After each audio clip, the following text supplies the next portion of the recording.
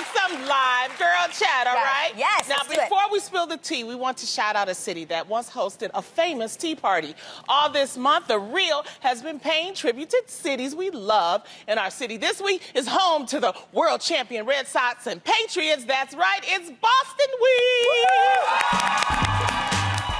We were just saying we love a good Boston accent. Oh, my gosh. Yeah, I want to learn how to do it. You do it really My good. Auntie Harriet. She watches the show, actually. Hi, Auntie Harriet. All right. Yeah, Awesome. she has a Well, great all one. this week we've been talking live to our fans in Boston, and hopefully you guys are keeping warm because I know it gets cold up in there, but we love hearing from you all. That is so true. It's even cold out here in L.A. Yeah. I'm cold right now. Hardcore. All In the right, studio. well, speaking of hearing from our fans, we know everyone on social media has been asking us to address the new information that surfaced regarding the alleged attack on Jussie Smollett. Here's what we officially know so far. 2 Nigerian brothers who used to be extras on Empire were arrested, questioned, and released this past Friday. A spokesperson for the Chicago PD said that new evidence based off the brothers' questioning has, in fact, shifted the trajectory of their investigation and that they'd like to re-interview Jussie as soon as possible. Sources also told CNN Saturday that records showed the 2 brothers did in fact purchase the rope found around Jussie's neck, and that Jussie also allegedly paid the brothers to orchestrate the assault on him. Jussie's attorneys in a statement to CNN said that he is angered and devastated by the reports, which he feels have further victimized him. They also said that Jussie will continue cooperating with authorities as the investigation continues. So, ladies, obviously this story is still developing, and there's a lot of speculation as to the validity of these sources. But what do you make of all of this? This is so hard to hear. It really is. The one thing that I've learned even for myself in all of this is how quick we are to react. Now, let me say, even myself, you know, I'm very reactive to headlines that I hear. And a lot of time we hear a lot of information, but we don't always hear the truth. And that is just the fact of the matter. Yeah. And I think when we first heard this, I think obviously we were all outraged. It's terrible. Nobody should ever be harmed in such a way, right? And so we reacted really big to that. Now there's this new information. I just don't want to react again big. And that's a conscious decision I am choosing to make for myself, is not being so reactive. Just take a moment, try to get all the information. That's kind of where I'm at with it, no? Yeah, I hear you. It's disappointing, it's saddening. God forbid this is true. It's awful. That part, right? Like, if this is true, this is, in my life, the most deplorable violation of our trust that victimizes Black people, gay people, and reinforces the idea that all Trump supporters are white supremacists, which we know is not true. And the crazy thing is Black queer people out here are struggling to fight for their lives every single day. And for this to even, terrible, for this to diminish their stories and make it even harder for their voices to be heard hurts me the most. I'm very sensitive about this topic because growing up in San Francisco, I lived with an amazing gay couple who taught me what it was like in their experience. And I've seen with my very own eyes of them being jumped in front of me. And I also lost 2 friends who couldn't cope. And so for me, it's just, I would never want this story to delegitimize the real stories of people that are dealing with this, you know? Right. And I think that's the struggle that I'm having, you know? Because the reality is I've known Jussie for a very long time. Right, you were saying that.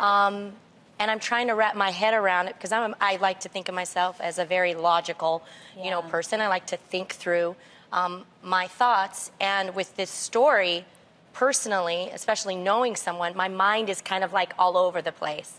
And it's because his character that I know doesn't match the things that are coming out. Right.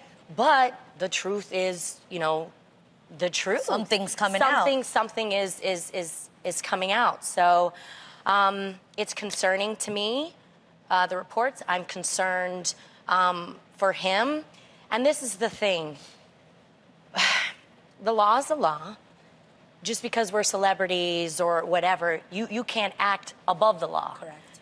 Eventually, stuff is going to, you know, come out. But I feel like maybe I'm not allowing myself to accept certain things because I don't want it to be true.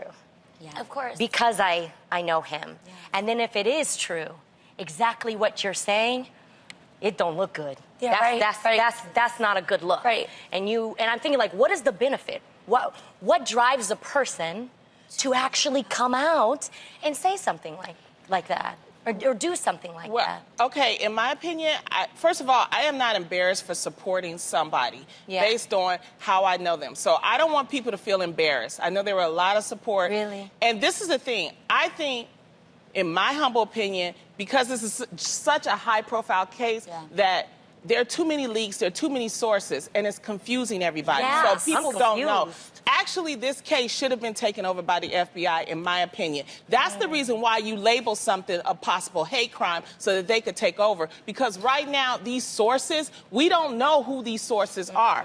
It should be held just like what they're doing for the Mueller, Robert Mueller, what he's doing, where there are no leaks. We don't know what's going on with that investigation. Need all the facts. Same thing should be happening with this, because now we're passing judgment. And there are a lot of people that want to laugh and say, ha, ha, ha, we told you so. This is not this time for that. You don't have to be embarrassed because you supported this man. We don't know yet. There's supposedly a grand jury that's being convened for this. We should wait, because this is the thing, too. This is the reason why people give awards. When you give award for information, you will find out, because maybe it's something deeper than what we all really know. And if you give an award for information, somebody that needs that money may come up and tell you, maybe it's some other people involved and all this other kind of stuff, but there needs to be a proper investigation, and no leaks, no sources should be leaking out anything, and in that way we can get to the bottom of this. Got it. Completely agree. And I just want to say, Adrian, when you said, to be slow, like, I think in the Bible it says quick. I don't quote the Bible very well, but when I do, I got something. But it says to be quick to listen and slow to react. It's something like that, right? And you're right about that. But the reason why the reason why you reacted, friend, is because you really do care. You hear a story of somebody hurt, and you move towards it, and you immediately want to do something. Don't ever let that get desensitized. Right. One person's experience doesn't paint the real hate that is out there, and we have to react to that. Right. But we need answers, though, because you're blaming a lot of people, and like the MAGA people. They deserve an apology if this is not, because the only way we're going to solve our issues, everybody, is by talking about them. That's why we talk about, people get on us a lot of times and go, why do you guys talk so much about race and problems? Because somebody needs to start talking about it so we can start making solutions. And that's what we're trying to do. Absolutely. So we're going to keep following this, and we're going to see what happens. But I can tell you this, I am not embarrassed by, supporting someone that I know to be a good person. Let's find out what's going on with this, and then we can make some judgments. And if he's wrong, go to jail. Adrian, before I move forward, do you want to share? Yeah, I just want to see what you guys are thinking about this. At Al Charlie said, I think until the investigation is complete, we should wait to make a judgment. Exactly. I think that's more so where I'm going with this. I just don't want to be like, pray for Jussie, and then in the next breath be like, slamming him. And God forbid, if it's true and something really did happen to this man, I would hate to go reactive either. Do you get what I mean? I just hate that. That's why. Okay, at IB Jen said, it doesn't add up. There's his side, the side of Chicago police, and then the actual truth. I hope peace is reached. The country doesn't need any more The division. FBI should take this case over. I would like that. Well, police in San Francisco were also busy this weekend after 3 people were injured during Friday night's Hamilton performance at the Orpheum Theater. According to San Francisco PD, a woman suffered a medical emergency during a scene where Alexander Hamilton is shot on stage, which mistakenly sparked mass hysteria of a shooting among audience members. An alarm was also set off after someone pulled a defibrillator to try and help the woman, causing people to flee the theater, ducking in panic. Then on Saturday, chaos erupted at Orlando International Airport when a man who was being arrested at a security checkpoint reached into his pocket, leading many to mistakenly believe that he was carrying a gun. Take a look.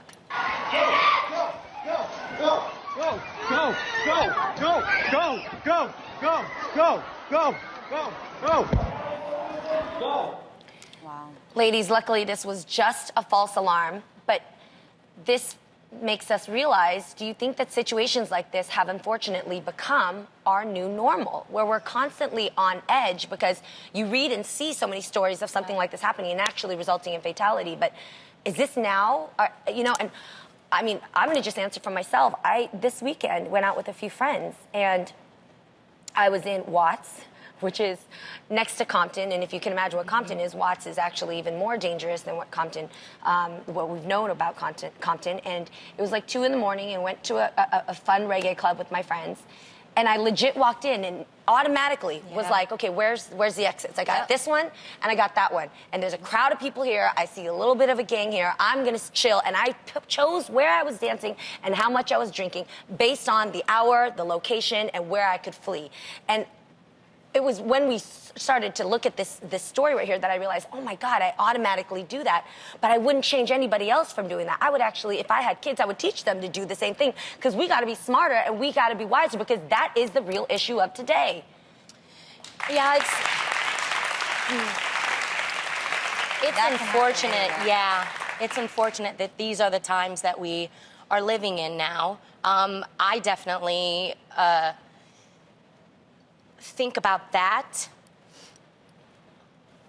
Sorry. I want to say something. It doesn't matter where you are. Yeah. It doesn't matter what neighborhood, whether it's Compton, Watts. Her niece died in the safest city, supposedly, in the country. Yeah. Sorry. And she was in a club. Oh my God.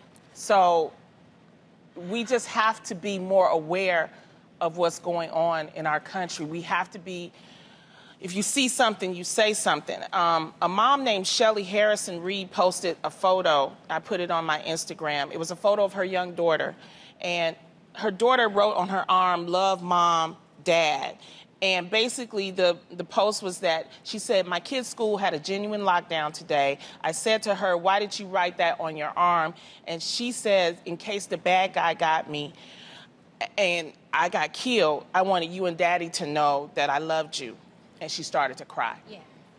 The reason why I feel like I get emotional is because I have 2 young children in school right now. And unfortunately, my 6-year-old son had to do a drill in his kindergarten class. This is something that they have to talk about. What's even more hurtful is that I have a 3-year-old who actually understands what a gun is, and that a bad man came and killed her cousin. I feel like as a parent, I could not protect her from that at such a young age.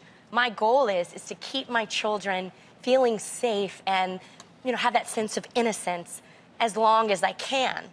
And unfortunately, this is the reality that we live in now. I learned that when you are a victim of gun violence, or you're close, you've experienced it, you are a gun survivor, in the sense that every day I live with anxiety.